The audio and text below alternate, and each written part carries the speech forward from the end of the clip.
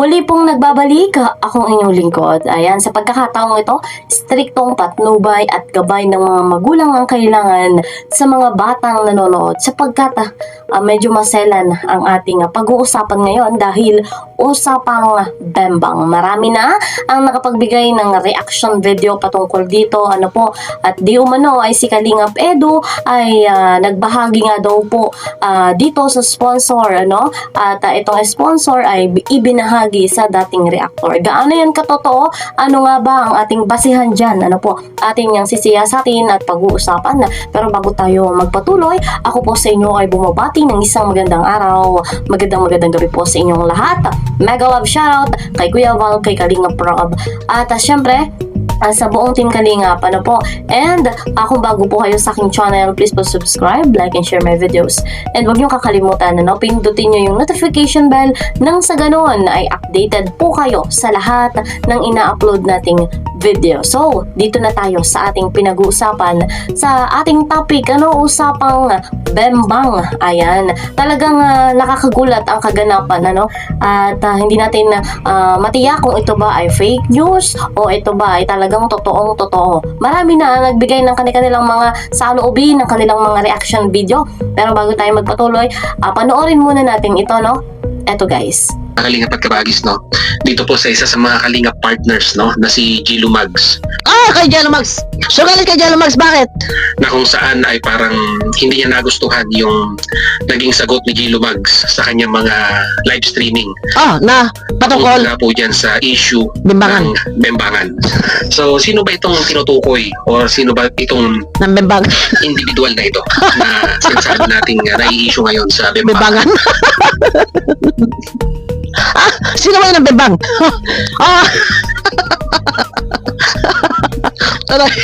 Mga Kalingap at Kabagis, So, base dito sa napanood po natin Issue? ay Ano yun? Di umano. dito pong si Di umano. Ito pong si Kalingap Edu. Ay Yan. Ay Ay nakapag-share po, ng Nang? mga istorya po, ng Nang? mga istorya. Ayun! Si Kalingap Edo ay nakapag-share ng istorya. Anong istorya ha? Anong istoryahan yan? Ayaw mo tawa. Anong istoryahan? Istoryahan, nag-share siya, nagkwento siya na... Ay! Ayaw mo tawa. Nag-share siya, nagkwento siya, nagbahagi siya ng kwento na siya ng kwentong bimbang, ng bimbang. Teka nga. Regarding sa Bembangan. kanyang buhay sa isa sa mga sponsor niya po. Nakapag-share po, Ulit. istorya Istorya. regarding sa kanyang buhay, sa isa sa mga sponsor niya po, Si Kalingap Edo ay nakapag-share ng tungkol sa kanyang buhay sa isang sponsor. Ano yung in-share? Teka muna ha. Hinahabol ho natin kung saan ho nagmula. Bakit ho may mga usaping bambangan? Nakapag-share ng kanyang karanasan. Ano ba ito? Bakit? Nakapagkwento siya ng mga nangyari sa kanyang buhay sa isang sponsor. So, matagal niya na pong sponsor at mga sabihin na natin medyo pribadong usapan na-share. ay na-share. Yun lamang. Mga pribadong usapan about bembang, ng bembang, binimbang niya, bumembang siya, o binarurot. Hindi na dapat natin i-share ang ating mga personal, lalo pat mga private po yun. Tayo lang nakakalam nun. Pati kung halimbawa, jowa mo, binimbang mo, asawa mo, binimbang mo, hindi dapat i-share. Nag-share ba yun? Nag-share lang ng pribado. Trust no one nga, ika nga ni Kapisot. Mga bagay na personal, huwag na natin i-share. So, nag-share sa sponsor o dati ng sponsor, nag-share. Dating sponsor, so may nabigas dating sponsor, so ngayon na hindi na sponsor. Dating sponsor. So nag-share siya ng about sa mga personal. Teka nga, balikan mo na ha. Yan po, no? Matagal niya na pong sponsor. At yung mga sabihin na nating medyo pribadong usapan Oh, ay, ay ina-share. na-share ni Kalinga Edo. Para sa akin, ito ha, sinusunson ko. So nagmula ang usapin na iyan na may bimbangan issue hindi sa mga dating reactor o kalingap mga dating reactor o kalingap striker, so hindi totally sila gumagawang issue. Ito talaga ay issue, ito talaga ay nagmula ang issue saan? Susunin nga natin.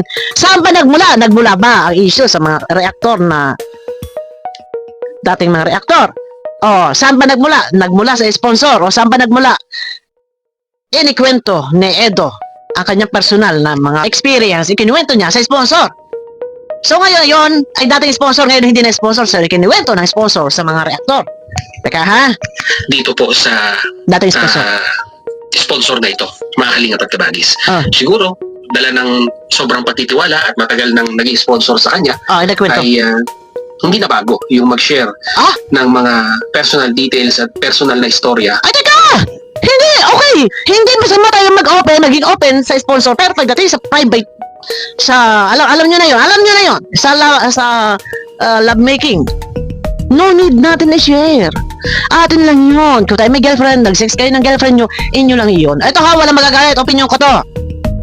Kung hindi nag-share si Kalingap Edo about sa mga experience niya sa sponsor, wala sanang problema. Ah? Sabi nga ni Peso, trust no one. Nagtiwala, okay. Sabi nga ni Kabagis, nagtiwala. Nandun na tayo nagtiwala. Maraming bagay na maging open tayo sa lahat ng ano man nagaganap sa ating buhay. Pero about sex, love making, no need i-share sa iba. And lalaki, and babae. Okay lang kung kabaro niya, lalaki sa lalaki. Pero babae, ano ba yun na-share niya? Yung ba yun na-share niya about bimbangan? Nagbahagi siya ng mga naging karanasan dahil sa tiwala? No! Kahit sabihin tayo may tiwala, no need tayo mag-share, ibabahagi yung ating mga ginagawa about nag-kiss tayo, turid kiss, talaga as in turid, talagang turid na turid, or nag-sex kayo, nag-love making kayo, tapos ganun, nagbalintungan kayo. Hindi natin kailangan i-share yun. Bakit siya nag-share na kanyang private na ginagawa? Ano ba tawag doon? So, nanggaling ang issue, ang bimbangan issue. Ano ba ini-share? Dapat nilinaw natin, private nga. Personal Mga personal niya. Oh, wait. details at personal na istorya, Ulit mo na. dahil nang naging sponsor sa kanya, Oh. ay hindi na bago yung mag-share May laman. ng mga personal details Ah. at personal na istorya. Yun yung mali. Magiging maingat tayo pagdating sa ating mga personal na hindi na dapat malaman ng iba. Halimbawa, personal na, alam nyo na yun nga, yung sinasabi ko. Dapat ba sabihin? Isang halimbawa, personal mo rin, mga password na ATM mo, marapat pa ba rin i-share? Personal na ginagawa mo sa buhay mo, may girlfriend ka, bimbangan issue, ano ba yan? Marapat pa bang i-share? So, na-i-share na Edo, mga personal niya, ano man personal, wala dito binanggit na personal na bimbangan, o basta personal. Ay, ang issue nga ay bimbangan, so alam nyo na yan. So, ano ba talaga ang ni-share na Edo, bimbangan? Okay. Dito po sa sponsor na ito. At ang ginawa Pagkabagis. na sponsor, Kaso nga lang po, ang lumalabas, base po dito sa reaction video ni Bro Marsano, ay parang ito pong mga detalyeng ito, no, ng mga personal na conversation between sponsors and at dito po kay Kalingap Edo ay naikwento din. Ano? so based doon sa kanyang point of view ni Marsano, point of view ni Marsano, so yung inikwento na ibahagi ni Edo dito sa sponsor ay inilabas ng sponsor, ikinuwento ng sponsor sa mga dating reaktor. So nagsalin-salin, nagpasa-pasa ng kwento.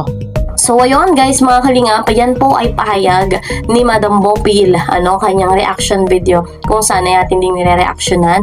Credit kay Madam Bopil, maliwanag at malinaw ang kanyang pahayag at ang daming pasabog, patagal ng patagal, ang daming pasabog kung saan talagang patindi ng patindi ang kaganapan at ang mga basher palala rin ng palala, Yung iba dagdag kwento at dagdag bawas kwento po sa mga nangyayari ngayon. At sa pagkakataong ito, ayan, nalaman naman natin base lang dito din sa reaction video na ginawa ni Madam Bopil.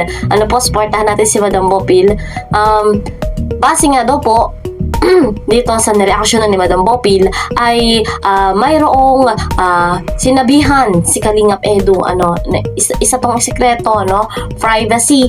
Ayan, sinabi dito sa sponsor at itong sponsor ay sinabi naman sa dating reactor. Ayan, syempre kapag pinasa-pasa, so may dagdag bawas, hindi yan mawawala.